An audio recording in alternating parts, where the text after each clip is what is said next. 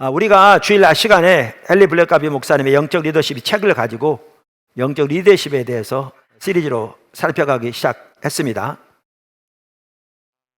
하나님께서 우리를 강력하게 선교적 삶으로 인도하고 계신데, 선교적 삶을 살기 위해 모두가 반드시 배우고 살아야 할 삶 중에 하나가 영적 리더십의 삶이거든요. 그래서 정확하게 연결되는 걸 볼 수 있고 하나님께 감사합니다.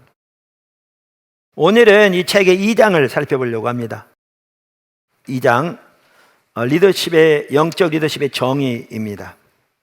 자, 큰 첫 번째, 리더십에 대한 몇 가지 중요한 이해. 이 책에 보면 이런 내용이 있어요. 워렌 베니스와 버트 내너스는 리더와 리더십에서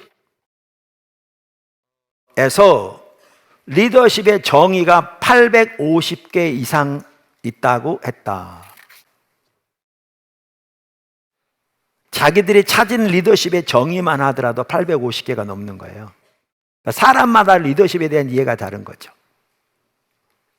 자, 그런데 그 많은 이해 중에서 저는 왜 이 책을 그러면 살펴보는가?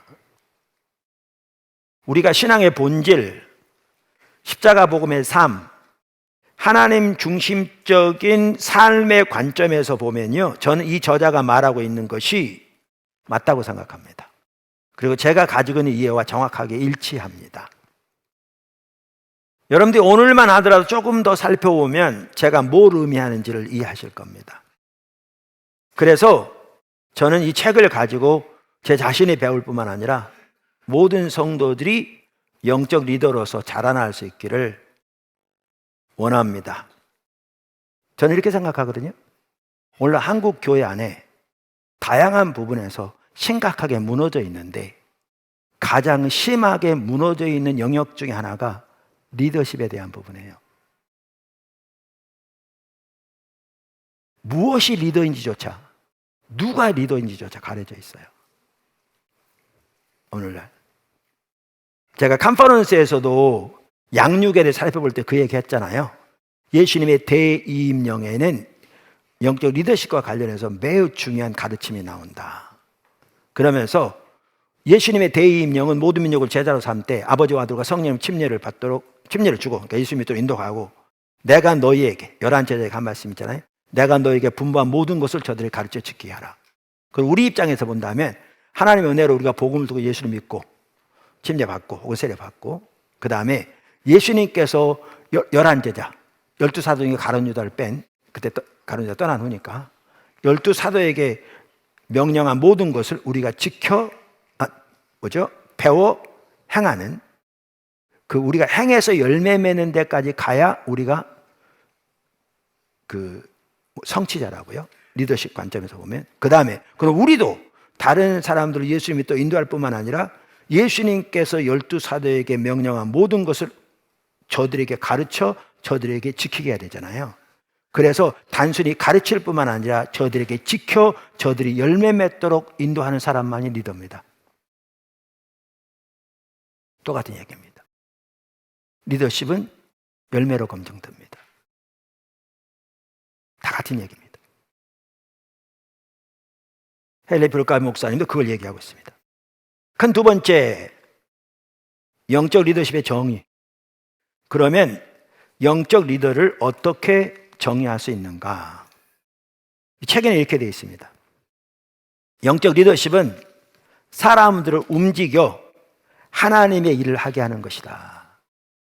그런데요, 요게 그 번역이 우리가 이해하기에 원래 저자가 말한 의미를 제대로 이해하기 어렵게 되어 있습니다. 왜냐하면 이 하나님의 일이라는 이 단어가 원래 한국 사람들이 일반적으로 생각하는 거하고는 이 저자들 의미하는 바가 다릅니다. 그러니까 이 말을 이해하려면 하나님의 일이라는 단어를 올바로 이해해야 돼요. 차라리 따옴표를 붙이든지. 제가 이렇게 번역했습니다. 저거 영어에 나와 있는 내용 그대로 번역한 겁니다. 이분의 원래 책에, 영어 책에. 영적 리더십은 사람들을 하나님의 의제를 향해 움직이는 것이다. 사람들을 하나님의 의제를 향해 움직이는 것이다. Spiritual leadership is moving people onto God's agenda. 이렇게 돼 있거든요. 그 원래 영어책에 보면. 그러니까 여기에 보면 사실 로버트 클린턴 교수나 헨리 블랙가비 목사님이나 리더십에 대한 비슷한 이해를 가지고 있는 걸 볼 수 있어요. 그러니까 로버트 클린턴 교수는 하나님의 목적을 향해라고 말했고, 헨리 블랙가비 목사는 하나님의 의제라고 말했을 뿐이지 같은 내용들이잖아요, 사실. 그래서 아까도 잠깐 말씀드렸는데 영적 리더가 되려면 하나님의 의제를 알아야 합니다. 하나님의 목적을 알아야 합니다. 그 시대를 향한 하나님의 목적을 알아야 합니다. 그렇지 않으면 영적 리더가 될 수 없습니다. 저는 정확하게 같은 이해를 가지고 있거든요. 이것을 성경에서 볼 수 있는 한 예가 지난 주일 우리가 본문으로 읽은 구절입니다. 마태복음 9장 36절. 무리를 보시고 불쌍히 여기시니 이는 그들이 목자 없는 양과 같이 고생하며 기진함이라. 예수님이 사람들이 예수님에게 많이 나오는 걸 보고 하신 말씀이거든요. 그럼 예수는 왜 그 시대를 목자 없는 시대라고 말씀하셨냐고요. 그러니까 왜 리더 없는 시대라고 말씀하셨냐고요. 여러분, 그 당시에 많은 지도자들이 있었습니다. 바리새인, 서기관, 제사장, 율법사, 회당장, 사두개인, 많은 종교 지도자들이 있었습니다. 그 중에는 성경적 지식이 뛰어난 사람들도 많았고요. 나름대로 소위 목회의 비전을 가지고 많은 계획을 펼치는 사람들도 있었을 것이고요. 니고데모 같은 사람들은 일반 국민들로부터 큰 존중을 받는 사람이기도 했습니다. 이와 같이 그 당시에 많은 종교적인 리더들이 있었는데 왜 예수님은 그 시대를 리더가 없는 시대라고 말했냐는 거예요. 그 말을 이해하려면 영적 리더가 어떤 사람인지를 봐야 이해가 됩니다. 여기 예수님이 말씀하신 목자가 성경에서 어떤 사람을 의미하는지를 보아야 이해합니다. 그거를 볼 수 있는 좋은 구절 중에 하나가 어디냐 하면 오늘 본문 말씀입니다. 본문 말씀 민수기 27장 16절 17절에 보면 이게 잘 나오는데요. 이때는 하나님께서 모세를 가나안 땅에 들이시지 않겠다고 말씀하셨을 때 모세가 하나님께 기도한 내용입니다. 27장 16절 여호와 모든 육체의 생명의 하나님이시여 원컨대 한 사람을 이 회중 위에 세워서 그로 그들 앞에 출입하며 그들을 인도하여 출입하게 하사 여호와의 회중으로 목자 없는 양과 같이 되지 않게 하소서. 자, 여러분, 그때까지는 누가 리더였어요? 모세가 리더였습니다. 그럼 이렇게 모세의 기도를 들으시고 하나님께서 세우신 리더가 누구였어요? 여호수아입니다. 그러면 이 지금 읽은 이 말에서도 어느 정도 짐작할 수 있지만 그 두 사람도 어떤 사람들이었어요? 하나님과의 친밀한 교제 가운데서 그 시대를 향하는 하나님의 목적과 의제를 발견하고 자신이 앞장서 그리로 갈 뿐만 아니라 백성들을 그리로 인도하는 사람들이었습니다. 그럼 그런 이해를 가지고 예수님 시대로 오면 그 당시에는 많은 종교 지도자들도 있었습니다. 정치 지도자들도 있었고 아까도 말씀드린 대로 그들 중에 많은 사람들은 성경적 지식이 뛰어났고 그 지식은 정통적이었습니다. 일부는 백성들에게 존경을 크게 받는 사람도 있었습니다. 그런데 그들을 그 시대를 향한 하나님의 의제와 목적을 발견하고 자신이 앞장서 그리로 향할 뿐만 아니라 백성들을 그리로 인도하는 사람들이 없었습니다.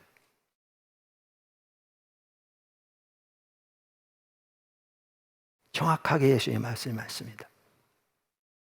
그래서 하나님 백성들이 하나님이 목적하신 곳을 향해 나가고 그렇게 하나님과 동행할 때 하나님의 생명과 은혜가 그들의 삶 속에 넘칠 텐데,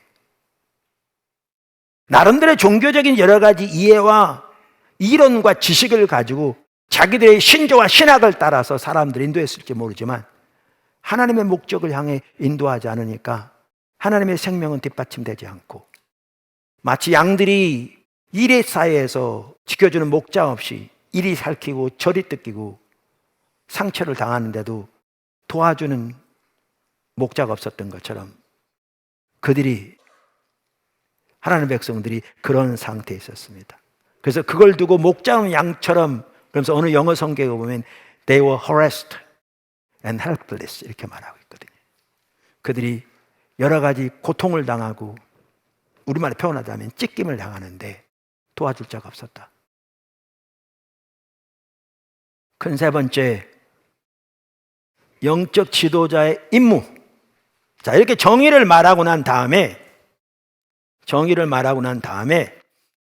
이 저자는 그 정의 속에 포함된,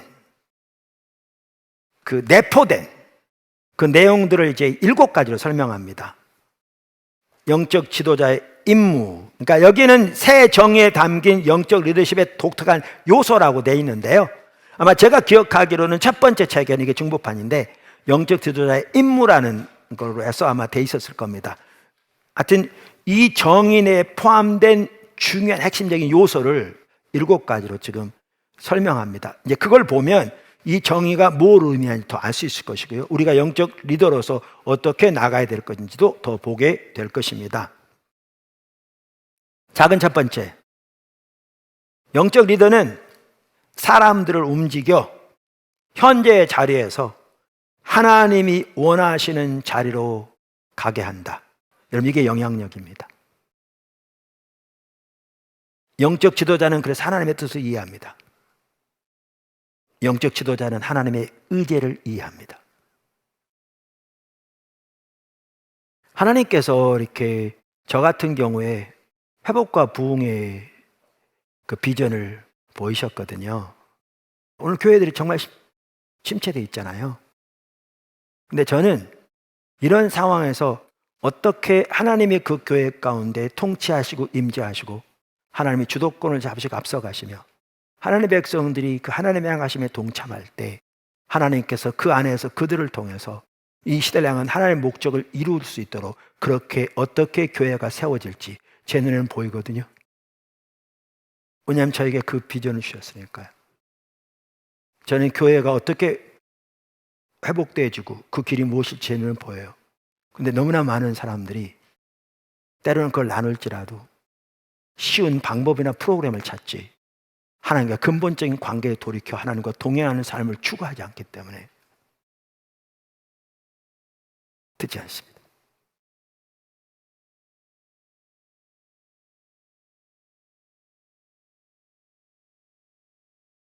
이렇게 영적 리더는 사람들 움직여, 여러분 직장에서 회사에 다 마찬가지입니다. 현재의 자리에서 하나님이 원하시는 자리로 가게 하는데 그때 방법만 하더라도 당연히 하나님의 방법으로 그렇게 하는 겁니다. 반복해 또 나오죠. 그래서 64쪽의 두 번째 단락, 세 번째 단락에 이렇게 말합니다. 사람들을 움직이는 데는 많은 방법이 있다. 가드너는 유도한다 는 동사를 썼고 번주는 동원한다는 말을 썼다. 사람들을 움직이는 것은 강압적으로 몰아붙이거나 일을 시키는 것과 다르다. 가드너의 말처럼 리더들이 자기 사람들의 행동과 태도를 바꾸어 하나님의 목표를 달성하기 위해 전진하게 만드는 것은 설득과 모본의 과정이다. 영적 리더가 세상의 방법이 아니라 영적 수단을 써서 사람들을 움직이거나 영향력을 행사하는 것이 이 정의의 전제다. 그래서 포도나무교회 세워질 때만 하더라도 여러 번 나눈 것처럼 하나님은 모든 제가 아는 인본적인 방법을 다 내려놓게 하셨습니다. 제가 하는 모든 면에서 하나님은 하나님의 방법으로 일하시기 원하십니다. 이건 목회뿐만 아니라 여러분의 사업도 마찬가지입니다. 하나님은 목회 못지않게 여러분의 사업에 관심이 있으십니다. 하나님의 교회만이 하나님의 사역이 아니라 성경에 보면 명확하게 우리가 선교적 교회를 더 배운 것처럼 여러분의 사업 동안 하나님의 사역입니다. 근데 그것이 그분의 사역이 되도록 하시려면 하나님의 방법을 따라야 합니다.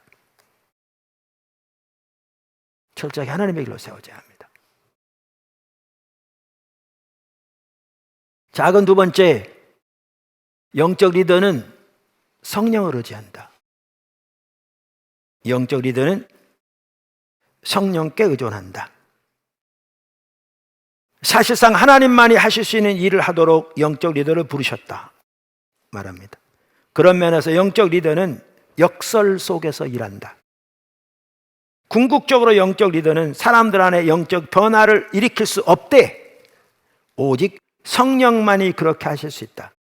성령은 종종 사람을 사용하여 다른 사람들 안에 영적 성장을 가져오시는 것이다. 그러니까 하나님은 저와 여러분을 부르시되 하나님만이 하실 수 있는 일을 위해 부르신 겁니다. 그분만이 사람들 속에서 변화를 가져올 수 있고 그분만이 사람들 속에 열정을 불어넣어서 그들이 있는 자리에서 하나님이 원하신 자리로 그들이 가도록 바꿀 수 있고 그분만이 우리 안에서 우리를 통해서 하나님이 목적하신 바를 이루실 게 할 수 있습니다. 그런데 동시에 하나님은 이 일을 하도록 우리를 부르셨습니다. 이게 역설인 거죠. 작은 세 번째, 영적 리더는 하나님께 책임진다. 먼저 책임진다 그러니까요. 우리말에 책임이란 단어가 영어에 보면 두 가지 단어를 똑같이 책임이라고 번역하거든요. 설명이 좀 필요합니다. 하나는 responsibility란 단어가 있죠. 그걸 다른 말로 duty라고도 할 수 있죠. 그러니까 내 책임이다. 이게 내 의무다. 이런 의미의 책임이 있고요. 누구누구 앞에서 책임지다. 그런 의미에서 책임지다는 단어가 있습니다. 그건 accountability입니다. 근데 여기에서 이 단어는 accountability입니다. 그러니까 영적 리더는 예민한 책임감, 예민한 sense of accountability가 있어야 합니다. 이걸 우리가 흔히 하는 말로 코람데어라고 말합니다. 하나님 앞에서 하나님께 책임지는 자세로 섬기는 것. 영적 리더에게 그것이 절실하게 필요한 중요한 요소입니다. 그래서 이 저자는 심지어 이렇게 얘기합니다. 학생이 배우지 않았으면 교사는 가르치지 않은 것이다. 다시 말할까요? 학생이 배우지 않았으면 교사는 가르치지 않은 것이다. 리더십은 냉엄하다니까요. 우리를 겸손케 만들어요. 65쪽에 그러니까 사실 중국에 가 있는 우리 한 지체만 하더라도요. 과거에 지체였는데 거기서 어려움 당하고 또 여러 가지 환경이 어렵잖아요. 그래서 한국 와서 차라리 대학에 중국인들 너무 많은데 사역하면 어떻겠냐. 제가 어떤 통로를 통해서 얘기했거든요. 근데 그는 중국 교회를 향한 현실이 보인 겁니다. 그래서 거기에 목숨 걸었어요. 어려운데도. 그러면서 그동안 고민했던 게 뭔지 아십니까? 자기가 주님을 찾고 십자가 복음의 삶을 살기를 추구하고 그리고 기회되는 대로 하나님 인도하시는 대로 상대방에게 십자가 복음의 삶을 가르치고 인도해 왔는데 아무도 아직까지 그렇게 복음을 따라 하나님께 모든 걸 걸고 주님을 따르는 사람이 없는 걸 보고 좌절한 겁니다. 열매가 없다는 얘기잖아요. 저들이 배우지 않았으면 아직 안 가르친 거잖아요.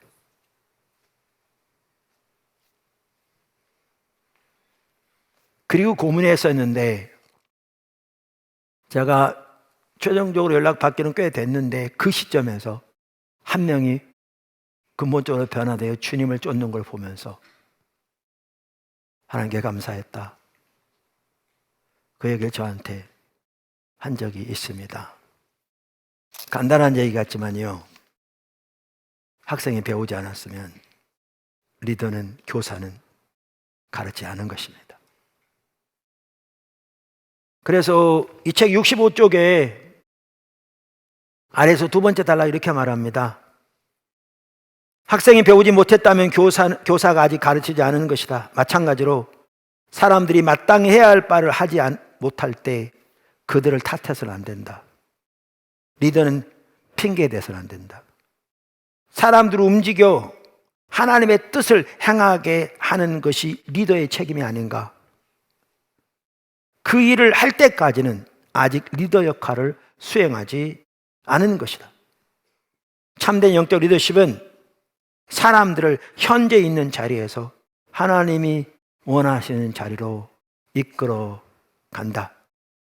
이런 sense of accountability, 여기에 중요한 게 아까 잠깐 나왔는데요, 사람들이 마땅히 해야 할 바를 못할 때 그들을 탓하거나 그들에게 핑계를 대거나 그들에게 책임을 전가하지 않는다는 거죠. 지난주에 아론 살펴봤죠? 그는 매우 심각한 리더였습니다. 아론 리더로 세우셨다면 이스라엘 백성들은 광야에서 망했을 겁니다. 전체가. 그는 자기가 잘못 인도해 놓고서도 그 책임을 백성들에게 전가하며 그들을 탓하고 있잖아요. 그럼 이제 반대편을 보아야 합니다. 반대편을 같이 봐야죠. 그게 뭐냐면, 그럼 리더만 잘한다고 되느냐, 사람들이 안 따라서 안 되는 거 어떻게 되는 거냐, 그 부분도 같이 다뤄야죠. 그 부분도 같이 다뤄야 합니다. 이 책 다루고 있습니다. 그래서 이렇게 말합니다. 여기서 덧붙일 말이 있다. 하나님을 신실하게 섬기는 리더도 사람들을 마땅히 있어야 할 자리로 온전히 데려가지 못할 수도 있다. 사람들이 잘 따라주어야 리더십도 가능한 것이다. 예컨대 모세는 이스라엘 백성을 약속의 땅으로 데리고 들어가지 못했는데, 그렇다고 그가 지도자로서 실패한 것인가? 따르는 사람들이 할 역할도 분명히 있다. 그들은 자신의 삶과 조직을 향한 하나님의 뜻에 반응해야 한다. 모세는 맡겨진 사명에 충실했다.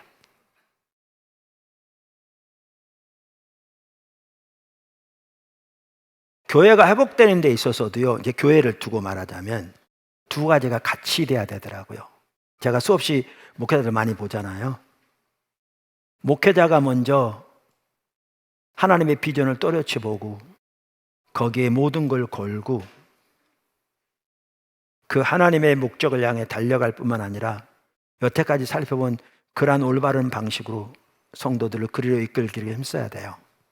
근데 동시에 성도들이 그 하나님의 비전을 보고 삶을 조정해서 적극적으로 힘을 다해 하나님의 뜻이 이루어지도록 하나님의 목적에 동참해야 돼. 이 두 개가 맞아야 교회가 세워지더라고요.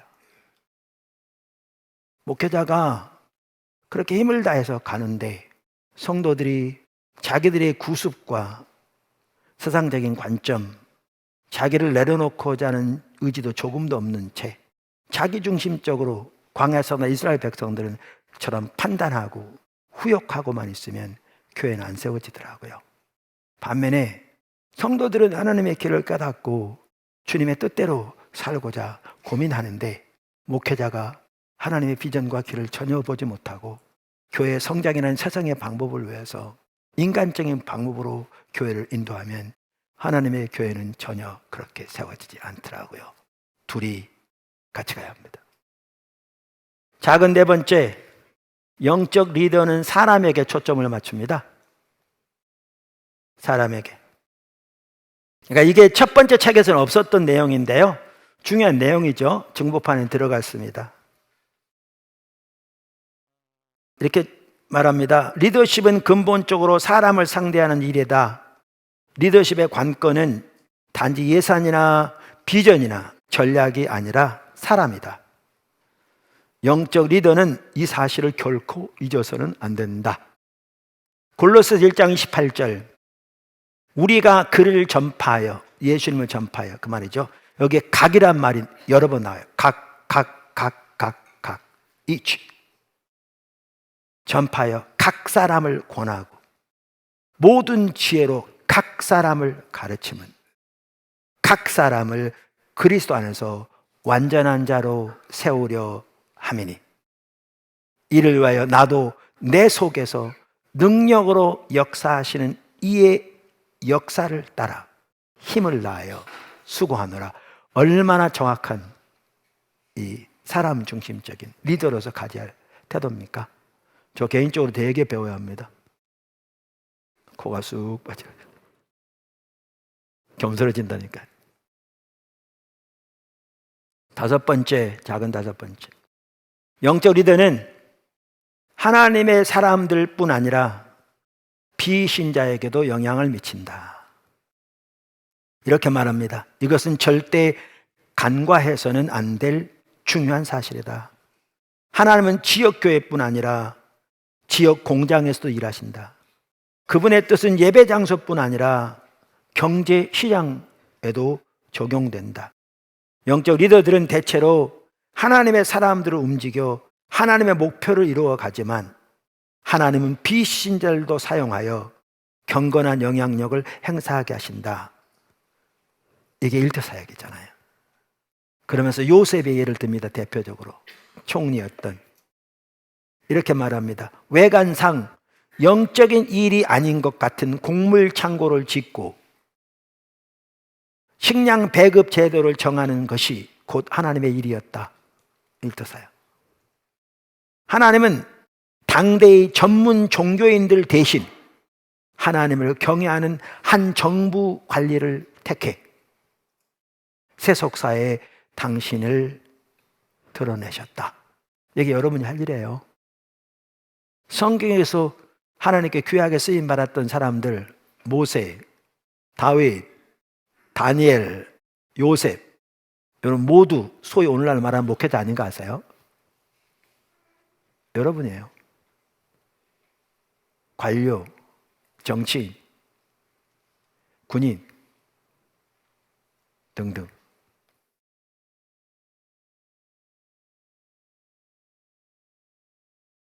계속 이렇게 말합니다. 역사에도 세속사의 영적 리더십을 행사한 크리스천의 사례가 즐비하다. 크리스천 사업가들은 영적 리더십을 순전히 지역 목사의 역할로만 생각하지 않는다. 생각해서는 안 된다. 영적 리더십은 일상생활 한복판에서 이루어진다.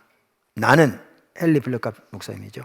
정기적으로 60명 이상의 CEO들과 함께 전화 회의를 여는데 그 중에는 포춘지가 선정한 500대 기업에 드는 기업 CEO들도 있다. 엄청난 내용인 거죠. 그런 사람들이 꾸준히 시간을 내 예수님이 어떻게 자신의 기업 경영을 도와주시는지 대화를 나눈다. 이들은 기업 리더이면서 영적 리더다. 가능한 일일까? 두말할 필요도 없다. 영적 리더가 지금 그걸 말하는 거잖아요. 여섯 번째, 영적 리더는 하나님의 계획을 따라 일한다. 그렇습니다. 영적 리더는 하나님의 계획을 따라 일한다. 제가 책 읽어볼게요. 잘 설명하고 있어서요. 영적 리더십의 최대 장애물은 하나님의 뜻을 구하지 않고 자신의 생각을 추구하는 것이다. 하나님은 그분의 목표를 이루시고 그분의 나라를 넓히시고자 온 세상에서 일하신다. 하나님의 관심사는 리더들의 꿈과 목표를 이루거나 그들 나라를 세우는 것이 아니다. 하나님의 목표는 그분의 사람들을 자기중심적인 태도와 죄악된 욕심에서 돌이켜 그분께 끌어들이는 것이다. 그러면서 베드로의 예를 들어요. 변화산에서 여기가 좋사오니. 자기중심적이잖아요. 하나님의 목적과 의지를 보지 못하는. 그걸 예를 들면서 이렇게 말해요. 베드로의 실수는 영적 리더들에게 다반사로 나타난다.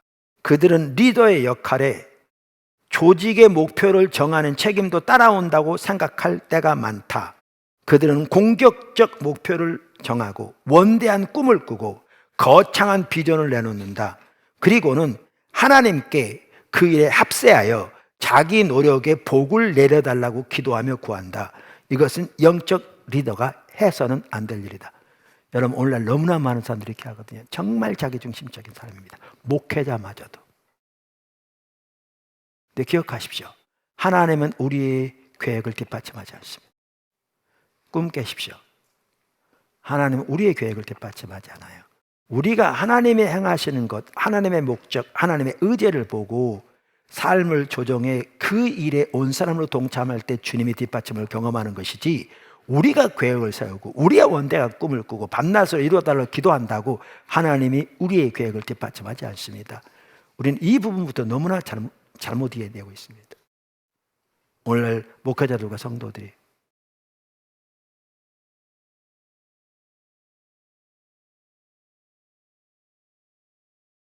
영적 리더는 자기 교회를 위해서든 기업체를 위해서든 하나님의 뜻을 구하고 사람들을 하나로 모아 하나님의 계획을 추구하게 해야 한다. 즉, 영적 리더십의 핵심은 영적 리더가 자신과 자기 조직을 향한 하나님의 뜻을 깨닫는 것이다. 계속 나오죠. 그 다음에 사람들을 움직여 자신의 계획을 버리고 하나님의 계획에 따르게 하는 것이다. 이 기본 진리는 듣기에는 아주 쉬워 보이지만 사실 많은 크리스천 리더들이 실천하지 못하는 대목이다. 예, 정말로서 왜 그런 줄 아십니까? 너무나 자기중심적이다 보니까 오늘날 목회자들까지도 아까 말한 대로 하나님의 의제를 보고 거기에 헌신된 사람이 많지 않습니다. 정말 많지 않습니다. 그리고 자기가 모든 것을 내려놓고 그 의제에 동참할 뿐만 아니라 사람들을 그리로 인도하는, 그렇게 서게 하는, 이게 생각만큼 쉬운 게 아닙니다. 그래서 저 같은 경우에 하나님이 이걸 훈련시키신 것 같더라고요. 여러 번 나눴는데 하나님이 저의 아버지가 되신다는 사실을 선명히 깨닫게 하시다고 그랬잖아요. 오래전에 기도에 인도하는데 그때 철야기도 시간인데, 그래서 그 다음날 이제 토요일날 일어났는데 우리 습관적으로 기도하잖아요. 일어나면 하나님이 저의 아버지라는 사실이 지금까지 선명히 인식된, 그래서 딱 한마디 기도했어요. 아버지. 더 이상 말이 필요하지 않았어요. 하나님의 신임을 받으려고 노력할 필요가 없는, 이미 받아들여진 십자가로 인해서. 그 한마디 불렀는데 주님의 임재가 온 방언을 가득한 것 같더라고요. 그 자리에 늘 돌아가고 싶어요. 근데 그로부터 얼마 안 돼서 주님이 저에게 이렇게 또 빚어가셨어요. 그때는 목회자들을 위한 세미나를 기도원을 인도하고 있었어요. 그러니까 제 1차 교회백 세미나 같아요. 그때가 목회자들만 했거든요. 둘째 날인지 제가 숙소에서 이제 설교하러 나가기 전에 잠깐 무릎 꿇고 기도하는데, 그때는 주님이 영어로 제 마음속에 감동을 주신 것 같더라고요. My father's business is my business. 내 아버지의 비즈니스가 내 비즈니스다. 그런 마음을 주시면서 구멍가게 종업원은 월급을 받을지 몰라도, 그리고 아들은 월급을 전혀 안 받아도 종업원보다 더 성실하게 일하죠. 아버지 일이니까요. 그러면서 이 시대에 하나님께서 하나님의 종들을 신앙의 본질로 돌이키고 십자가 복음의 삶으로 돌이키고 계신데, 교회가 회복되기를 원해서 그것이 아버지 일이기 때문에 제 일인 거죠. 이걸 한다고 사람들이 알아주고 뭐 월급 받고 그건 전혀 아니라도, 우리는 내부적 사례비 전혀 안 받잖아요. 그게 중요한 게 아니고 그게 아버지 일이기 때문에 내 일이어서 오히려 종업원보다 아들이 더 신실하게 일한 것처럼 그 아버지의 뜻이 이루어지도록 힘을 다해 내 일로 섬기기를 원하신 거죠. 그 자리로. 제가 나중에 요한복음을 보니까 예수님이 반복적으로 말씀하셨더라고요. 내 아버지의 일, 내 아버지의 일, 내 아버지의 일. 그 예수님은 그것을 행하고 마치는 것을 자기 양식으로 하셨어요. 이 자리에 가야 이게 가능해요. 이 자리에 가야 이 삶이 가능하다고요. 이 자리에 안 가니까 하나님께 헌신할지 몰라도 자기가 내려져 있지 않고 자기가 세운 계획, 자기 목표, 세상의 자기 목적을 위해 하나님 수단되고, 사역도 하나님을 위한다고 하지만 장의명에 자기 입지, 자기 목적이 벌겋게 살아있는, 이렇게 되는 거죠. 아버지의 내일 된 자세가 중요합니다. 7번째, 마지막으로 영적 리더는 하나님의 음성을 듣는다. 말씀드렸잖아요. 하나님의 의지를 알아야 돼요. 그러려면 하나님과 관계에서 하나님의 음성을 듣는 것이라고 표시한, 그렇게 하나님께로부터 들어야 돼요. 우리나라 하나님의 음성 듣는 그 자체를 가지고 신사돈이 그런데 지금 그걸 말하는 게 아니거든요. 하나님과 관계에서 하나님께부터 들어야 돼요. 시대를 향하는 목적, 하나님의 의중과 마음. 근데 너무나 많은 사람들이 그 일에 무장돼 있지 않죠. 이 책 제가 읽어볼게요. 이 책이 나간 다음에 우리가 지난주 살펴봤는데 많은 영향력이 있었다고 그랬잖아요. 여기저기서. 근데 여러 사람이 똑같은 질문을 하더래요. 그게 뭐냐 하면, 영적 리더십은 금방 살펴본 것처럼 사람들을 하나님의 의지를 향해 움직이는 것이 알겠는데 하나님의 의지를 어떻게 아느냐는 거예요. 다른 말로 하나님의 목적을 어떻게 아느냐는 거예요. 그때 깨닫게 된 게 그거예요. 너무나 많은 사람들이 목회자를 포함해서 하나님과의 관계에서 하나님께로부터 듣는 훈련이 전혀 안 돼 있는 걸 발견하게 된 거예요. 그리고 그래서 그분이 쓴 책이 우리나라 지금 두란노에서 번역되어 있는 하나님의 음성에 응답하는 삶이라는 그 책을 썼어요. 제가 읽어볼게요.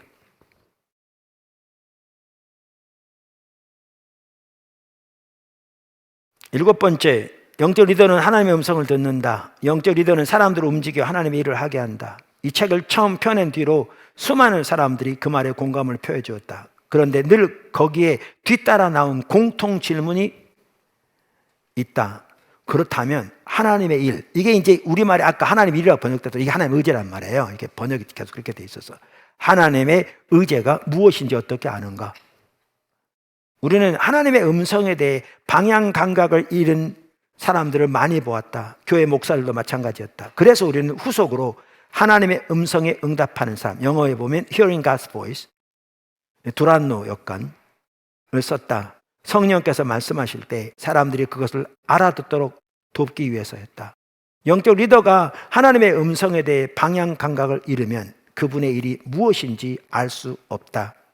그분의 의제가 계속 지금 번역이 이렇게 돼서 그래요. 크리스찬의 삶의 모든 면이 그렇듯이 이것도 늘 한 가지로 귀결된다. 영적 리더가 행하는 가장 중요한 일은 하나님과의 관계를 가꾸는 것이다. 이 부분은 또 다른 주제라서 나중에 기회 되면 시리즈로 살펴봐야 되는데요. 오늘 영적 리더십의 정의에 대해 살펴봤습니다. 그러니까 우리가 선교적 삶을 살려면 이제 더 선명히 보이시겠지만 우리 모두가 다 이렇게 영적 리더로 무장되어야 합니다. 하나님 우리 모두를 그렇게 세우시기 원합니다. 그런데 우리는 그 하나님의 기준에서 너무나 멀리 떠나 있습니다. 리더가 누구인가에 대한 이해부터가 가려져 있는 게 이 시대입니다. 그런데 포도나무 교회 지체들 집중적으로 그동안 십자가 복음의 삶을 살기를 추구하고 지금도 그렇게 하고, 지금도 많은 성도들이 출퇴근 길이 오래 걸리면 오며 가며 십자가 복음 시리즈 다시 들으며 주님 찾고 그런 분들은 많습니다. 국내외적으로. 밴쿠버 처소에서도 북가주 처소에서도 남가주 처소에서도 우리나라 여러 지역 처소에서도 그렇게 하고 있습니다. 우리 본처소도 마찬가지고. 그래서 여러분들이 배우고자 하는 자세가 있고 하나님의 뜻대로 살고자 하는 열망이 있기 때문에 주님의 길을 배워가면서 주님의 도움을 구할 때 주님이 도와주실 줄 믿습니다. 그렇게 잘 배워서 선교적 삶을 살되 영적 리더로 여러분의 자리에서 하나님께 귀하게 쓰임받고 교회 전체가 하나님께 쓰임받는 복된 축복이 있기를 주님의 이름으로 축원합니다.